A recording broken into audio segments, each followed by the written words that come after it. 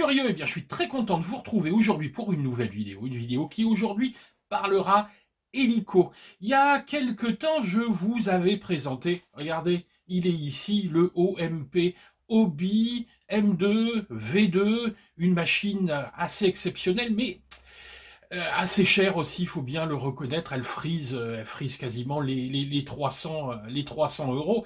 Et ben, si on regarde bien un petit peu la concurrence, il y a quelque chose qui lui talonnait un petit peu aux fesses et qui vient de sortir. Le E180, hop, de chez eShine. Eh oui, pourquoi ce E180 va venir concurrencer cette superbe machine qui est le M2 V2? Mais pour un certain nombre de raisons. Tout d'abord, au niveau de sa conception, on a ici, avec le E180, une machine en direct drive, c'est-à-dire avec des moteurs qui entraînent directement les rotors principales et anti-couple, un module tout intégré, tête de rotor en alu, bref, des prestations qui sont des prestations relativement haut de gamme et pour un tarif qui va être un tarif un petit peu plus faible. On en parlera dans la vidéo. Alors, dans cette vidéo, qu'est-ce qu'on va faire? On va tout d'abord ouvrir la boîte, hein, parce que c'est ce qui compte. Ensuite, on va regarder un petit peu les caractéristiques techniques de cet hélicoptère. Je vous ferai aussi une comparaison avec le M2V2. Et puis, on s'intéressera au réglage de ce eShine, parce que c'est un petit peu, alors c'est pas un petit peu pointu, et puis moi je suis loin d'être un spécialiste, mais eh ben, je galère un petit peu à le régler, mais ça va se faire. Donc à la fin de la vidéo, vous verrez d'ailleurs mon premier vol d'essai dans la cour. Je sais pas s'il y en aura un autre d'ailleurs après. Je vous parlerai un petit peu des réglages, et puis on verra ce que ça donne en vol. Allez, on est parti pour découvrir ce E180. Hop, il est là, ce E180 de chez eShine. Allez, bonne vidéo. Et bien voilà, le carton est enfin arrivé, ce eShine E180. Donc c'est vraiment la nouveauté de chez Nouveauté. Alors, regardons un petit peu ce carton qui est arrivé juste dans un plastique. Donc j'ai viré le plastique. Donc il y a pas mal de stars sur la boîte. Donc il a déjà appris à voler avant de sortir de sa boîte.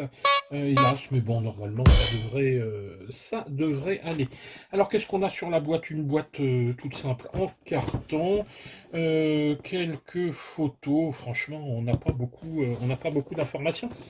Je fais pas de comparaison pour l'instant au niveau de la boîte parce que vous savez que sur le OMP Hobby, on a une caisse de transport avec. On en reparlera un petit peu après. Donc, prévu pour plus de 14 ans. Allez, on n'oublie pas de garder, comme d'hab, le SKU. Ici, elle est collée directement sur l'étiquette. Allez, on ouvre pour enfin découvrir ce qu'il y a à l'intérieur de ce carton. Allez, voilà. Vous voyez, hein, donc un packaging tout simple en plastique. On est bien loin de ce qu'on a chez OMP Hobby avec le M2V2. Mais après tout, c'est pas la boîte qu'on cherche, c'est quand même l'hélico. Alors, une notice. Alors, une notice en anglais. Alors ça, c'est une notice classique de chez eShine. Ils ont une notice type. Ils ne changent pas grand-chose, en fait, dans cette notice, si ce n'est les petits éclatés à la fin pour les pièces, les listes de pièces. Sinon, même la radio, si vous la commandez en BNF, c'est la même que ce soit le E160 ou le E180. Voilà, donc une notice qui s'inspire beaucoup de celle du E160. Alors, un petit paquet. Avant de regarder ce qu'il y a dans le gros paquet, on va regarder ce qu'il y a dans le petit paquet. Alors, sans doute des pièces de rechange. Donc, deux pales ici pour le rotor principal, un petit chargeur ici pour charger nos batteries en 2S. Ensuite, Alors ensuite, qu'est-ce qu'on a d'autre ici? Une petite... alors je sais pas comment ça s'appelle ça, les petites ailes de queue. En fait, ce sont des protections quand le, la queue vient taper. Contre le sol. Ça pas, franchement, je pense pas que c'est une grosse influence aérodynamique. Des petites rondelles pour les pales principales, des vis, une ici hélice, on ne peut pas parler vraiment de rotor ici, une hélice de queue pour le moteur dans qui couple, le petit tournevis qui va bien. On a ici des petits dumpers et la petite clé EXA qui va bien également pour démonter les pales de rotor, ce qu'on fera tout à l'heure avant de régler, de binder l'appareil, parce que là ça rigole plus, hein, il faut vraiment démonter. Allez, on vire ça. Waouh, waouh, waouh. Ah oui, il est beau. Ah oui, il est beau. Il est beau, il est beau.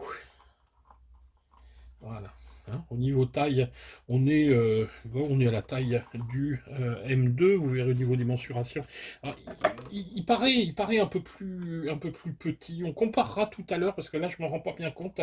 Je pense que c'est la canopie parce que j'ai vérifié les mensurations. C'est exactement les mêmes mensurations. Je vous les donnerai tout à l'heure pendant la revue technique. Donc, vous voyez que le déballage est vite fait. On a l'hélico, donc j'imagine que la batterie est à l'intérieur. On va regarder un petit peu. Donc on a le même système ici de taquet que sur le M2V2 avec une petite batterie. Je crois que c'est du 650 milli, 700 milli en 3S, 11 volts 1, même système avec une petite plaque, et puis c'est fixé dessus. Ensuite on remet la plaque et on vient tac, clipser la plaque, oui, à condition de la mettre à l'endroit. Ok, et eh ben écoutez, je vais ressortir le M2V2, puis on va faire une petite comparaison au niveau de la taille, au niveau du matériel, et puis on regardera un petit peu comment binder ça sur la radio eShine, et binder ça également sur la TX 16S. Allez, on y va. Allez, on va passer maintenant aux choses un petit peu sérieuses et regarder un petit peu les considérations techniques sur ce E180. Alors dans un premier temps, ce qu'on va faire, c'est qu'on va regarder ce qu'il y a dans la machine, on va regarder un petit peu comment elle est organisée, et ensuite dans un second temps, je vous ferai une comparaison avec son grand frère ici, le M2V2, et puis on terminera en regardant comment on bind. L'appareil n'est pas bindé là, hein, donc je vais faire le truc en même temps que vous. On bindera sur la radio eShine de base. Moi j'ai pris la radio du E160, mais de toute façon la radio du E180 c'est exactement la même. Et ensuite on bindera sur la TX16S. Je vous montrerai un petit peu comment ça se déroule. Alors, tout d'abord, avec le E180, il faut quand même reconnaître qu'on arrive sur un appareil ici qui est un appareil haut de gamme. En tout cas, pour moi j'appelle ça un appareil haut de gamme. Après, si vous êtes un super pilote, si vous avez des machines merveilleuses, vous allez me dire qu'est-ce que c'est que cette petite merdouille. Moi, on est vraiment dans la gamme élevée pour ce type d'appareil d'une quarantaine de centimètres de long. Alors pourquoi on est dans le haut de gamme? Parce que tout d'abord on a un certain nombre de matériaux qui font que on est dans le haut de gamme. On a du métal un petit peu partout, on a du carbone et surtout on a une motorisation ici qui est une motorisation en direct drive, à savoir, vous voyez ici que quand le moteur tourne, il ne passe par aucun pignon, il entraîne directement le rotor. Alors comment c'est possible? Tout simplement parce que le KV du moteur ici est relativement faible. On a un moteur qui a beaucoup de couple, boucles et qui tournent plutôt lentement comparé à des moteurs où on a une démultiplication par le biais d'une couronne principale. Ici, l'axe va partir du moteur et vous n'avez qu'un seul axe ici jusqu'en haut et un second axe ici qui va jusqu'au pied de pale. Donc vous n'avez que deux axes dans cet appareil et aucune couronne. Alors, l'avantage de ce truc-là, évidemment, c'est que eh ben, on aura une transmission d'effort qui va être directe sur le rotor et donc quelque chose de sans doute beaucoup plus précis. Au niveau du rotor de queue, c'est pareil, on a un petit moteur brushless, les deux moteurs sont évidemment des moteurs en brushless. Alors, tout d'abord, commençons un petit peu par l'aspect général de la machine. C'est une machine qui n'est pas très très lourde, elle fait en ordre de vol un petit peu moins de 300 grammes, elle est donnée à 297 grammes en ordre de vol. Sa taille, alors sa taille, si on va du nez ici jusqu'à la queue, voilà, de là à là, on a 41 cm, on a 120 de haut, on est à peu près à 7, hein, un petit peu plus de 7, notamment au niveau de la voie. Vous voyez que la voie du train ici est relativement étroite. Je pense qu'il faudra être prudent au moment des atterrissages, d'autant que les patins, même s'ils sont en carbone, sont extrêmement fins et là, à mon avis, quand ça va taper, ça va dégager. Donc, des bons matériaux, du carbone, de l'alu CNC, le hop, on va commencer par retirer la canopie. Alors, la canopie, ce n'est pas une canopie en fibre, mais une canopie en ABS. Je pense que c'est de l'ABS, oui, ça n'a pas l'air d'être du Lexan. Je pense que c'est de l'ABS. Bon, elle est jolie, mais c'est pas une pièce d'exception hein, comme celle du M2. Mais enfin, l'avantage, c'est que j'imagine qu'elle sera beaucoup moins chère. Tiens, d'ailleurs, on va en parler tout de suite. Parlons des pièces sur cet appareil. Parce qu'évidemment, quand on achète un hélico, ce qu'on veut savoir, c'est est-ce que les pièces sont dispo. Et bien pour le moment, elles ne le sont pas. Ben oui, parce que cet appareil est sorti, au moment où l'appareil est sorti, moi je l'ai acheté le jour de sa mise en vente, je l'ai commandé le jour de sa mise en vente, c'est-à-dire il y a une dizaine de jours à peu près.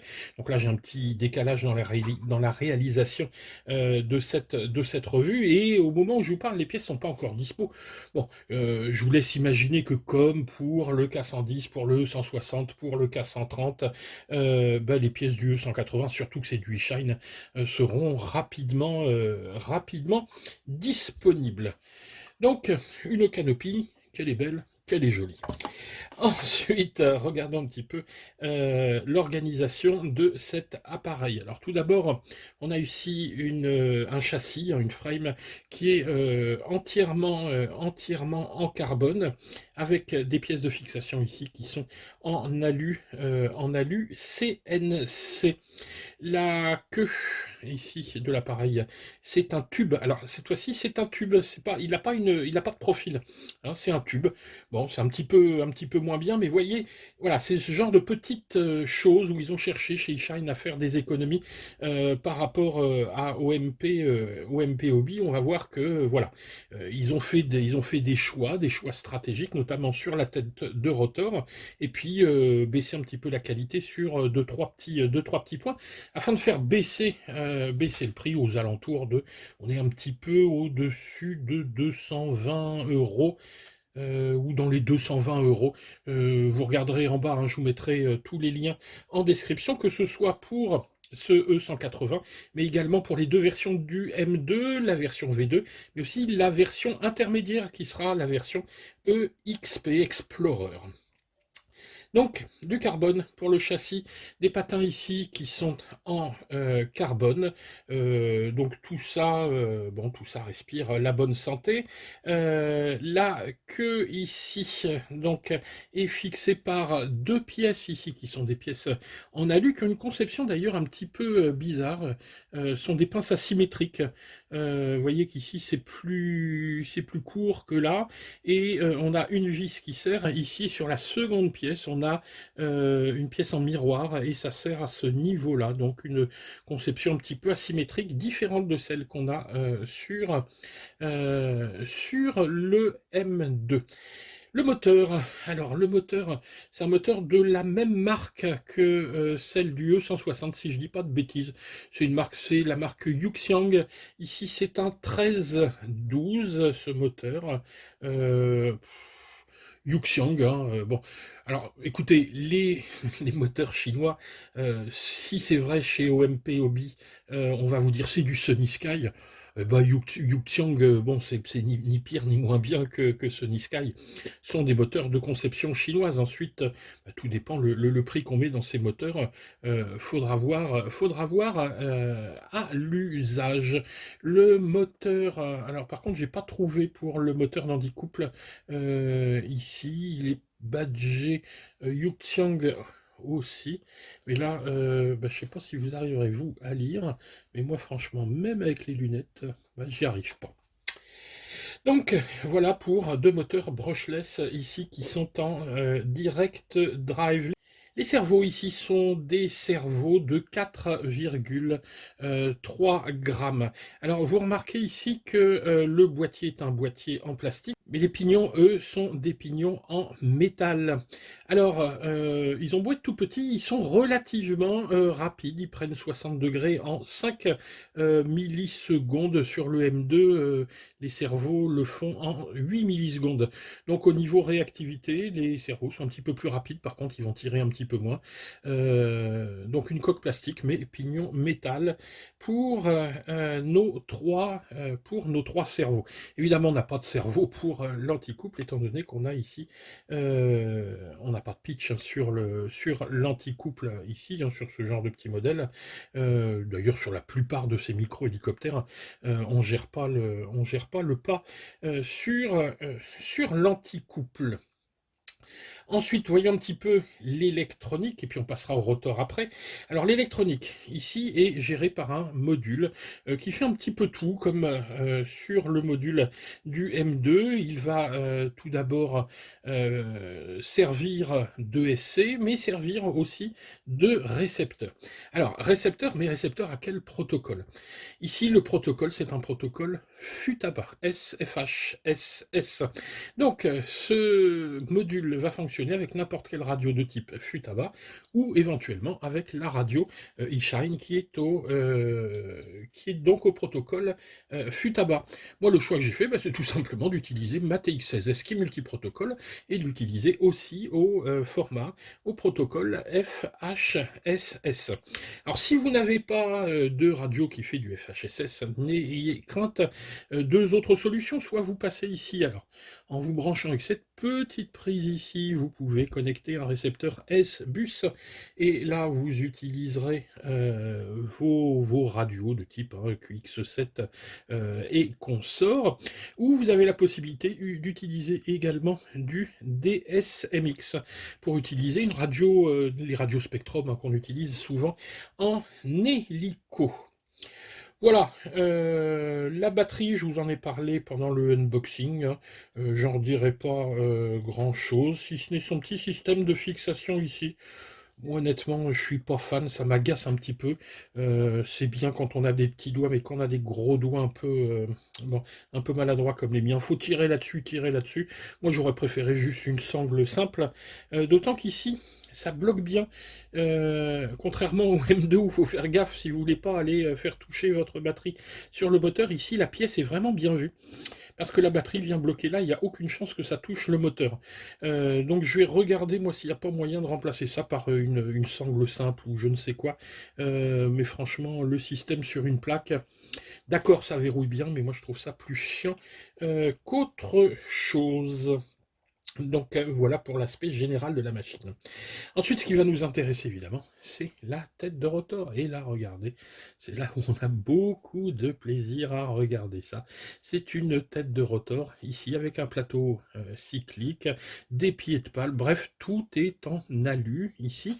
Il n'y a que toutes nos petites tringles ici qui sont en nylon. Donc une jolie pièce ici qui explique principalement le prix un petit peu élevé de cette machine, c'est cette tête de rotor. Finalement, le choix qui a été fait par eShine, c'est peut-être de délaisser un tout petit peu son module qui, comme celui du M2, est réglable, c'est-à-dire qu'on va pouvoir régler la sensibilité des différents canaux, mais ça se limite à ça, c'est vraiment un réglage de gain, là où on a un réglage complet de 8 ou 9 points, je crois, sur le module du M2. Donc là, bon, il n'y a pas photo, hein, le module du E180 est bien en dessous. Par contre, sur le reste, il n'a vraiment pas à rougir par rapport au M2. Voilà, je pense qu'on a fait à peu près le tour du propriétaire. Je regarde. Les pales, ah oui, on va peut-être juste parler des pales ici, hein. On a 40 cm, 400 mm. Ici, on a exactement les mêmes pales que sur le M2. C'est du 71 mm. Voilà, je pense que j'ai rien oublié sur cette jolie petite machine. Alors, ce qu'on va faire maintenant, si vous le voulez bien, c'est qu'on va justement faire la comparaison. Alors, je vais remettre, pour cette comparaison, je vais remettre un peu ma canopie, vous me laissez 2 secondes. Voilà, pourquoi je remets la canopie? Tout simplement parce qu'on va placer le M2 juste à côté. Et là, alors, je ne sais pas ce que vous en pensez. Et bien moi, la sensation que j'ai, c'est que le M2 est plus gros. Voilà, quand je regarde le M2 par rapport au 180, j'ai vraiment l'impression que le M2 est plus gros que le 180. Et pourtant, regardez, si on regarde la taille du nez jusqu'à la queue, qu'on regarde la taille des rotors, c'est exactement la même chose. Donc le 180 fait exactement le même poids que le M2, il doit faire 10 grammes, 10 ou 12 grammes de moins, bougez pas, je vous donne le poids, je vous avais dit 297 pour celui-là, 315 pour celui-ci, ouais, 18 grammes en plus pour le M2, donc celui-ci peut-être un petit peu plus massif, mais au niveau de la taille, c'est exactement la même chose. Alors pourquoi cette sensation? Eh ben, c'est essentiellement dû à la canopie, cette fameuse canopie que je vous avais montrée qui est toute en fibre sur le M2. Alors les comparaisons, quels sont les points vraiment de différence entre ces deux machines? Moi j'aurais tendance à dire qu'il y a deux choses qu'il va falloir signaler. On aura finalement peu de différence entre le M2 et le 180. La première différence notoire, et là vous allez la voir, c'est tout simplement la taille de la tête de rotor. La taille ici du plateau cyclique, la finition en alu brossé, qui est un alu plus simple, je pense, sur le E180. On a quelque chose qui est beaucoup plus massif au niveau du M2. Ça, c'est le premier point, la tête de rotor. Moi, je pense qu'elle est bien mieux finie au niveau du M2. Et ben, c'est là où M2 fait que le prix augmente. Est-ce que ça va changer grand-chose pour une utilisation par des amateurs? Franchement, je ne crois pas. Ça, c'est le premier point. Le second point, je vous en ai parlé en regardant le 180, c'est le module. Ici, on a sur le M2 un module qui, évidemment, a des possibilités, qui est bien au-dessus de celui du E180, donc des possibilités de réglage beaucoup plus grande. Par contre, point négatif pour le OMP Hobby, c'est que le protocole ici utilisé est un protocole interne OMP, et donc vous ne pouvez pas utiliser des radios, une radio Futaba toute simple, ou même utiliser les radios eShine, ou même la radio du K110, etc. Toutes ces radios sont utilisables pour le eShine, et absolument pas pour le OMP Hobby. Ryobi qui a un protocole interne. Ensuite, on l'a dit, la différence, c'est les cerveaux. Les cerveaux, ils tournent un petit peu plus vite sur le 180, mais ils sont plus petits. Là, on a du 10 grammes, là, on a du 4,4 grammes. Ils tirent ceci 1,6 kg quand même. Hein. Donc là, on a des cerveaux un peu plus petits. Mais alors là, on peut se dire, bah oui, mais quand il faudra les changer, ils coûteront peut-être un petit peu moins cher. Hein. La queue également, hein, qui ici a un profil en goutte d'eau. Donc je me suis renseigné, on m'a expliqué, ben, c'est comme ça bouge pas à ce niveau-là. Là, vous voyez, on n'a pas de nécessité d'avoir une pièce asymétrique. Et donc on a un blocage au niveau de la queue qui ne pose aucun souci. Donc voilà les différences principales. Alors il faut pas oublier que entre deux, on va avoir un modèle, ce sera le M2 Explorer, le M2 Exp. Et alors le M2 Exp, c'est intéressant parce que il est quasiment au même prix que le E180. Et en fait, le choix qu'on va faire, ça va pas être tellement entre le M2 V2 hein, qui vaut 60 ou 70 euros plus cher, mais entre le E180 et le M2 EXP qui lui est quasiment au même prix que celui-là. Alors pourquoi choisir l'un ou l'autre? Tout simplement parce que le XP c'est exactement le même que le M2 V2, sauf que sa tête de rotor est en plastique. Voilà, donc on a ici des pièces qui sont en plastique, on a bien sûr un plateau cyclique en alu, hein. Par contre les pieds de pale, etc. sont en nylon, donc on a une qualité, une solidité évidemment, une précision aussi, hein, qui sera pas la même. Sinon pour le reste on a quasiment la même chose. Donc voilà, alors le choix il est dicté premièrement par le budget, évidemment, hein. Là avec le M2 on est sur le budget supérieur. Ici, on est sur le budget le moins important, même si ça reste quand même un budget, hein, plus de 220 euros. Moi, je pense que, bon, 200 euros, ça aurait été bien. C'est peut-être ce qui va se passer. Le prix va peut-être bouger un petit peu dans le mois, d'ici 1 ou 2 mois. Ça arrive souvent au niveau des produits Shine, hein, ils s'alignent un petit peu. Ça baissera peut-être encore un petit peu. De toute façon, moi, ce que je vous conseille, c'est d'attendre tout d'abord que les pièces soient dispo. Il n'y a aucune raison, hein, elles vont l'être. Donc voilà pour la petite comparaison entre ce M2 que je vous avais déjà présenté, hein, je vous mettrai le lien de la vidéo en dessous, et ce E180. Alors qu'est-ce qu'il nous reste à faire? Il nous reste à voir comment binder ce petit truc et comment le faire voler. Alors, c'est finalement pas si compliqué que ça. Si, tout d'abord, vous l'achetez en version RTF, c'est-à-dire avec la radio, hein, on a deux versions pour ce 180, avec ou sans radio. Si vous n'avez pas de radio, prenez celle-là, ce sera très très bien, puis vous comprendrez un petit peu comment ça fonctionne, mais si vous avez une TX16S, vous embêtez pas, vous allez voir, c'est super simple. Alors, pour binder, c'est tout bête. Sur cette radio, qu'est-ce qu'on a ici? On a premièrement ce petit switch ici en avant et à droite qui vous arrête le moteur. En fait, c'est un switch d'auto-rotation. Donc, dans cette position, le moteur est arrêté. On a ici le dual rate, donc on a des battements qui sont un petit peu élevés, donc high et low en bas.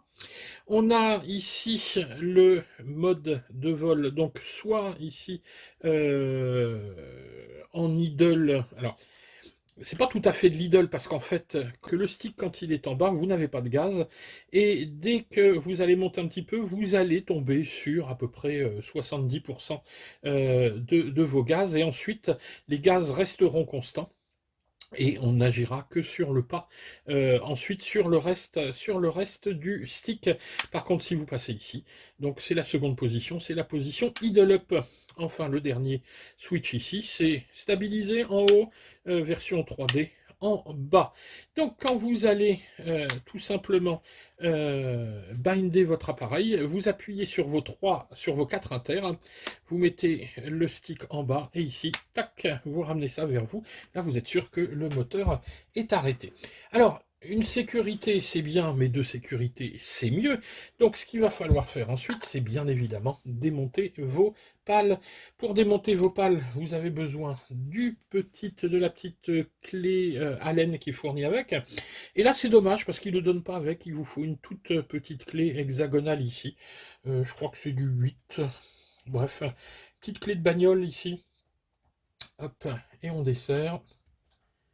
Allez, je vous démonte ça rapidement. Bon, je triche, je prends mon petit tournevis exact, ce sera plus pratique. Hop,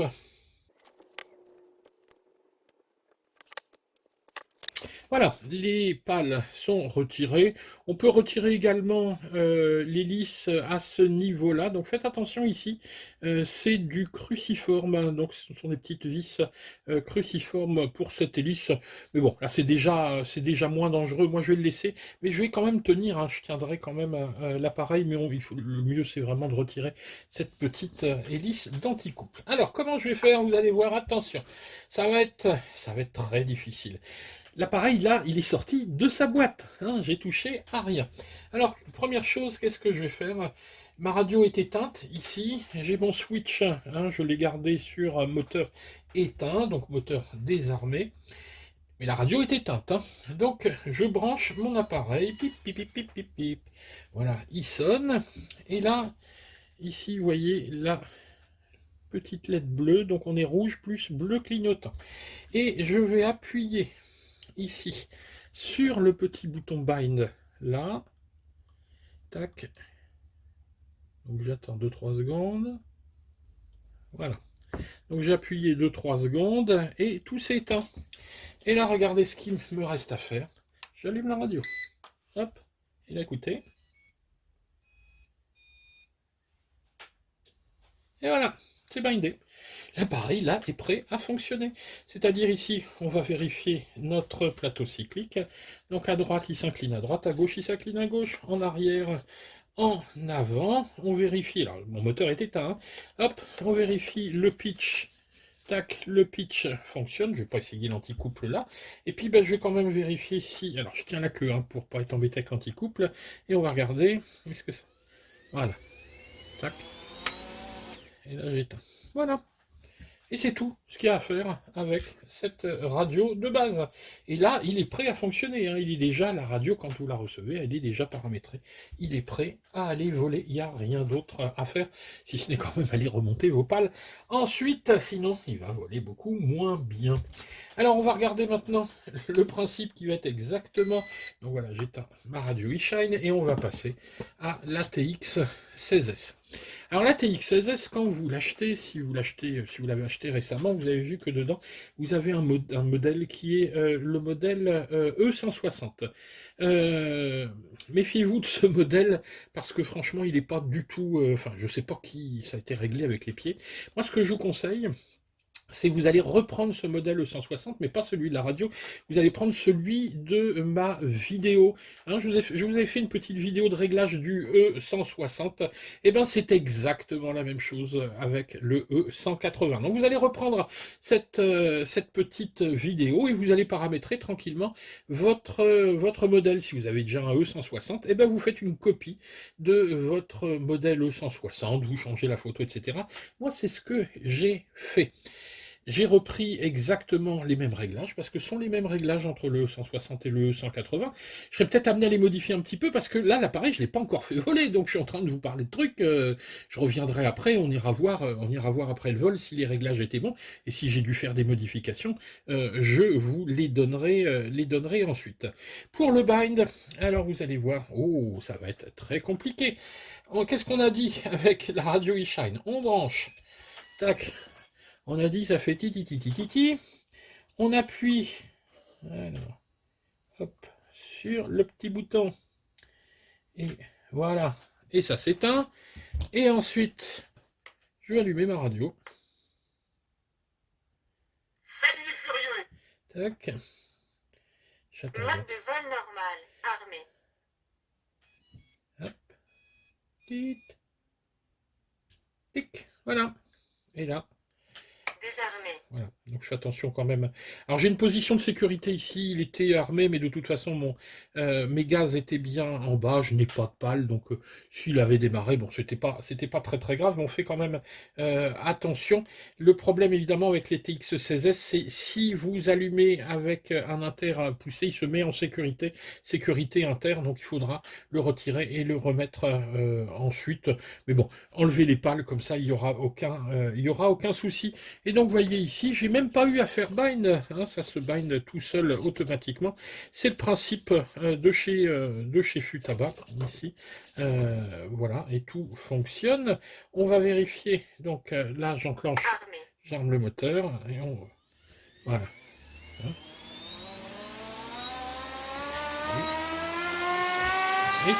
Et ça fonctionne. Désarmé.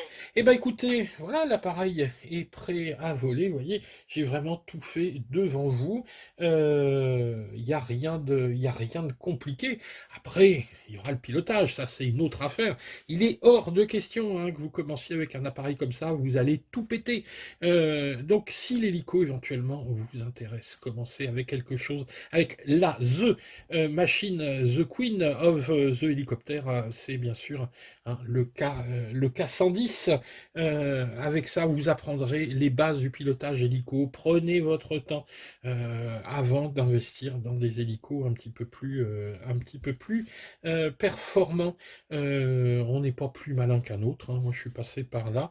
Le K110, j'ai pas aimé le K130, j'ai adoré le E160, le M2, que dire, c'est juste une merveille. Et il me reste à aller m'amuser un petit peu avec ce E180. Allez, on va se retrouver quand je n'en sais rien, parce que là pour l'instant, après une vague de froid, c'est maintenant une vague de pluie. On nous annonce du beau temps pour ce week-end, on est mardi. Donc vous voyez, je vais devoir ronger mon frein sans doute 3 ou 4 jours. Je pense que je ferai un petit vol juste de station pour valider mes réglages et on ira tourner ce week-end ou en fin de semaine. Et dès que je peux, je vous poste cette vidéo. Voilà, si la vidéo vous a plu, hein, comme d'habitude, vous pensez à nous mettre un petit pouce vers le haut. Ça nous rapporte rien, ces pouces vers le haut, mais pour le moral, c'est vraiment top. Ça fait vraiment du bien. D'autant qu'il y a des gens qui sont pas très cool, hein, qui font exprès de mettre des pouces vers le bas. Mais c'est pas grave, parce que je sais que je peux compter sur plein de gens chouettes sur la chaîne qui nous soutiennent avec ces pouces vers le haut. Si vous n'êtes pas abonné, pensez à vous abonner. Et si vous faites des achats, si vous achetez ce 180, pensez à passer par nos liens affiliés. Ça permet comme ça de vous présenter ces machines en avant-première et puis de vous montrer ce qu'il y a dedans, ce qu'elles valent, est-ce que vous les achetez, est-ce que vous les achetez pas, parce que parfois on se dit non, moi je vais plutôt acheter telle autre machine, moi voilà, c'est ça. Donc le but de toute façon, c'est pas de vous faire acheter, c'est de voilà, de vous présenter les choses avec honnêteté et vous rendre service ensuite, et puis d'alimenter aussi une communauté qui va discuter sur ces machines assez fantastiques que sont ces petits micro-hélicoptères. Allez, on y va? On va voler. Allez, à bientôt. Ciao les gars.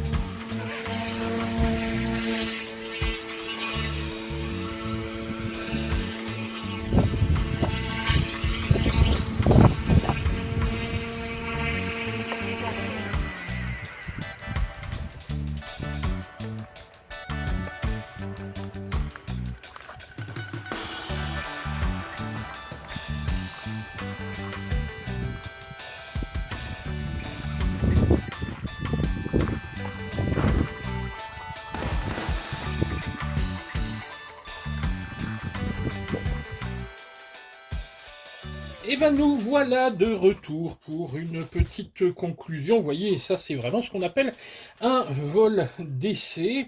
Alors, deux petits points tout d'abord sur le vol que vous venez de voir. Vous avez vu que ça s'est déroulé en deux parties. Dans une première partie, je suis resté en mode de vol normal. Alors, je vais vous donner les courbes ici. On va regarder les courbes sur la radio. Et puis, je vous donnerai les valeurs. Donc ici, ça, c'est le throttle cut.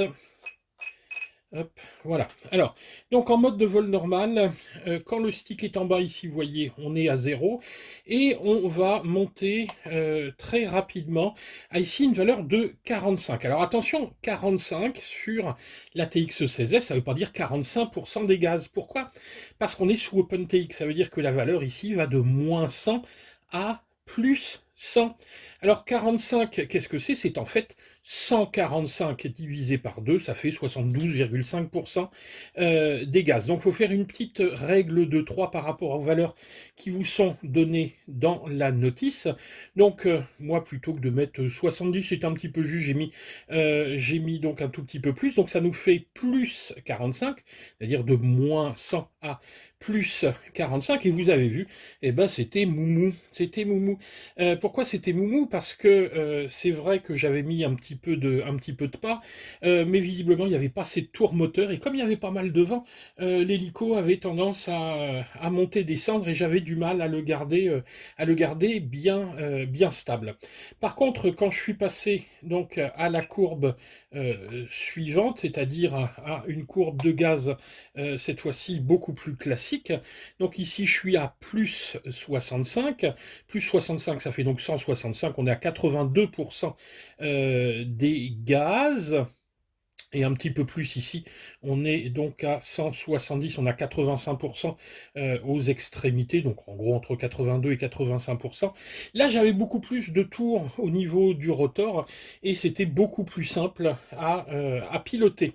L'appareil était beaucoup plus stable. Donc vraiment, la base de travail, ce sera au niveau des gaz, ce sera cette courbe-là pour moi. Ensuite, j'ai la courbe des gaz vraiment pour le 3D. Ça, j'en suis pas là. Alors, ensuite, la courbe de pas. La courbe de pas que j'ai utilisée ici, vous voyez, ça manquait sans doute un petit peu de pas. J'ai raidi un peu la courbe ici dans le second mode de vol, le mode idle 1, et en mode idle 2, le mode foufou, on a quelque chose d'encore un petit peu plus marqué. Alors, les valeurs, je vous les donne, comme ça vous aurez mes valeurs de travail, sont les valeurs de départ. Je les modifierai sans doute un petit peu, parce que vous avez vu ce que ça donne pour ce premier vol. C'était vraiment le premier vol d'essai ici. Donc ici, les gaz en mode normal, 0 pour la première position, et ensuite tout à 45. En mode idle 1, c'est-à-dire le mode ici qui était vraiment le plus stable, la seconde partie de mon vol dans la vidéo. Donc 70, 65, 65, 65 et 70. Et le mode 3D, là on passera à 80. Pour le pas, en mode normal, on ira de moins 40 à plus 60 avec 0 au milieu. Un tout petit peu moins de pas, mais comme on a beaucoup plus de tours moteur, c'est pas très grave. Et puis ça a vraiment donné beaucoup plus de stabilité. Moi, c'est vraiment ce mode-là ici qui fonctionne bien visiblement, donc on pourra ensuite affiner un petit peu les réglages, et puis bah, chacun d'entre vous fera ses propres réglages. Et puis chacun d'entre vous fera ses propres réglages. Puis à la limite, dans cette vidéo, vous pourrez mettre vos réglages, hein, ce sera intéressant. Et puis le mode foufou ici, hein, à réserver aux foufous, c'est-à-dire surtout pas à moi pour l'instant. Bon, j'essaierai un petit peu pour voir quand même ce que ça donne, mais là, on va voir quelque chose de vachement plus réactif. Regardez ici les différences au niveau du pas. C'est-à-dire que là, on a des tours moteurs et en plus, on a du pas. Donc dès que vous allez mettre des petits coups de stick, ça va partir comme une balle. Donc ça c'est pour les loulous qui débutent avec des machines un peu dingotes comme ça. Puis ça pour ceux qui auront un petit peu plus l'habitude et qui pilotent déjà en 3D. Voilà. Donc ce qu'on pouvait dire sur cette E180, vous l'avez vu en sortie de boîte, vous l'avez vu réglé, je suis sorti, vous le faire voler, ça vole nickel. Évidemment, ça demande quelques petites connaissances et puis un petit peu de réglage. Voilà, allez, à bientôt et on se retrouve dans une prochaine vidéo.